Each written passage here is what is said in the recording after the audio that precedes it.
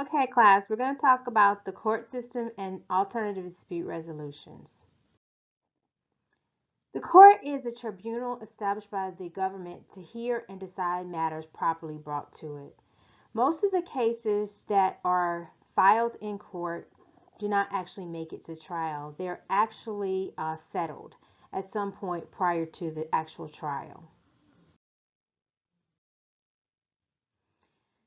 The power of a court to hear a certain type of case is called jurisdiction. There are specific types of jurisdiction when you're talking about subject matter jurisdiction or the power of the court to hear the particular subject. There is general jurisdiction versus limited jurisdiction, and limited and special jurisdiction is the same. General jurisdiction is when a court can hear all types of cases, both criminal and also civil cases. Limited jurisdiction or special jurisdiction are when courts can only hear certain types of cases, like a traffic court would have limited or special jurisdiction. Original jurisdiction versus appellate jurisdiction, the question is this the first court, like the trial court where the evidence is being presented, or is this a court where a party who has lost at the trial court or original court level is appealing the case?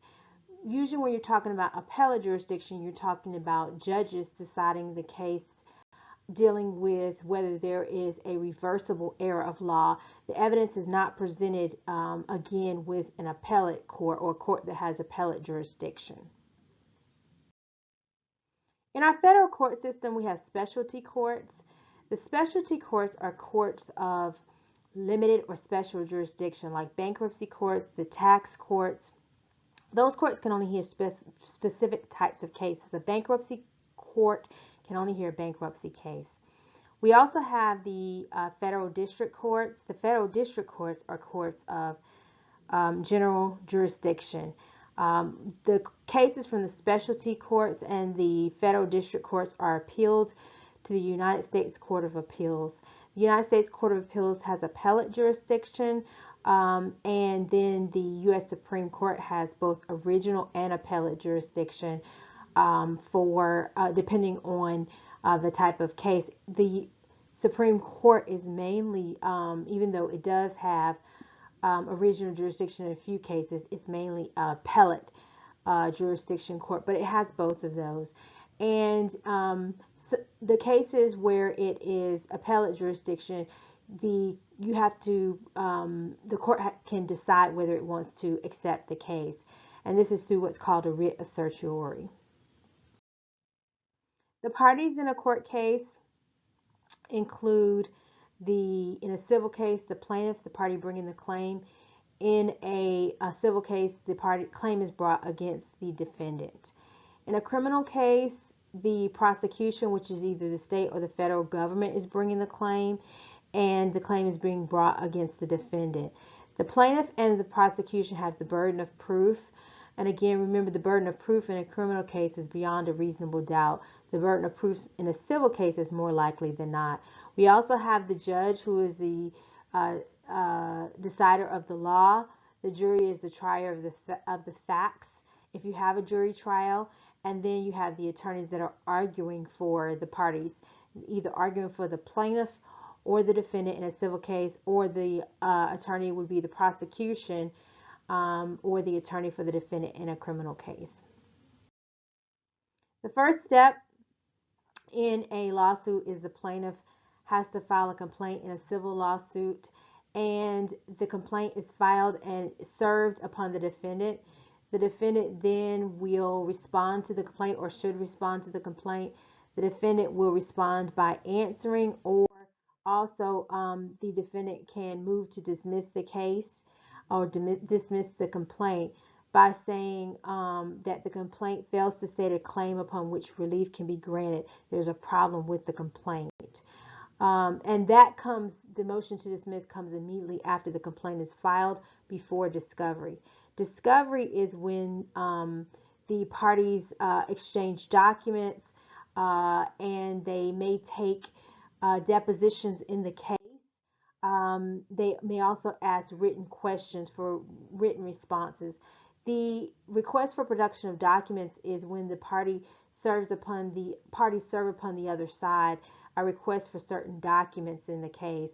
And the interrogatories is where written questions are given to the other side for the other side to answer the questions. And each side can actually serve requests for production of documents and also interrogatories upon the other side, or provide those. The discovery can include depositions, and that's when you're out of court questioning the other side's witness in preparation for trial.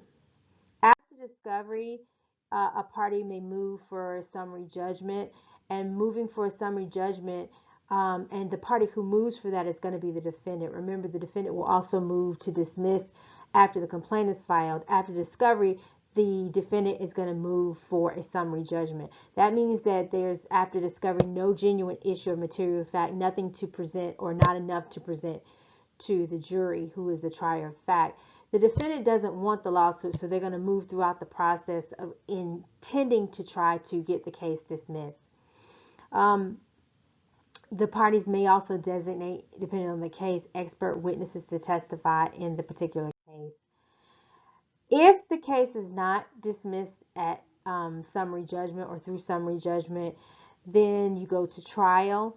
The opening statement is when both parties tell at the beginning what they intend on showing, and then that is, after the opening statement, is the presentation of evidence. But before you have the opening statement, you do have to have, if you have a jury trial, you would have the voir dire, or the questioning of the potential jury pool, to see if you actually are going to want to impanel the potential jury pool. And when you're questioning the jury, you get a unlimited number of cause challenges, which means you can get a party off, or a pool member or a potential jury member off, because they are biased. So if they are biased, you get an unlimited number of cause challenges.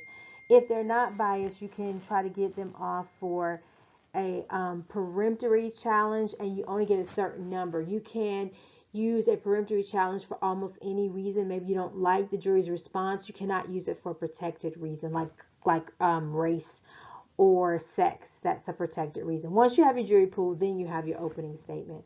After the opening statements of the parties, you have the presentation of evidence. The defendant does not have to present any evidence. The defendant doesn't even have to present a case, because the plaintiff is the one with the burden of proof. In many cases, the defendant will do that. But the presentation of evidence is the questioning of witnesses in your case, and also presentation of documents. So a plaintiff, for example, will actually, attorney will put the plaintiff on and ask direct examination, which are open-ended questions of the plaintiff, and then the defendant will get to cross-examine, which are leading questions of another party's witness. How do you know what to ask in a cross-examination? Well, you hopefully depose the witness, the other side's witness, before court, and then that will tell you, how to ask these leading questions. And leading questions are questions that already have the answers in it, because again, these witnesses are not your witnesses, so you want to lead them. After the cross-exam of, for example, the plaintiff, then the plaintiff's attorney could do a redirect, and then there could be a recross. And then the plaintiff will put on their a next witness, and this continues.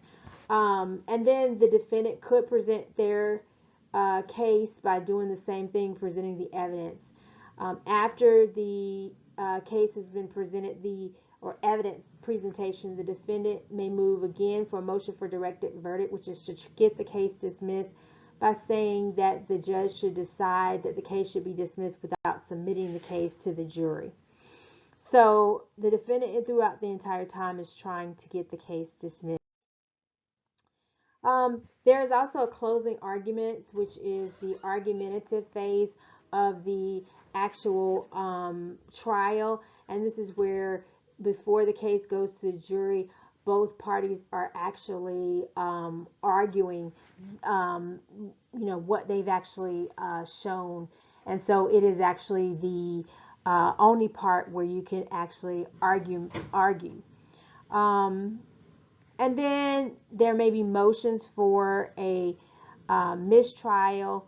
And then if those aren't granted for various reasons, if the motion's not granted, then instructions are given to the jury by the judge, and they are given by the judge, the jury, the actual um, law that the jury should follow in deliberating. And then you'll get a verdict, and then after the verdict, the party who lost may move for a new trial. And there also the party who has prevailed or won in the case may recover attorney's fees. There are some alternative dispute resolutions, which are instead of going to court, it's always a good idea to try to settle the matter. Arbitration is where an arbitrator mediates, or basically hears the case out of court and makes a binding decision. A mediator is different from an arbitrator. A mediator is just a messenger. The mediator cannot make a decision.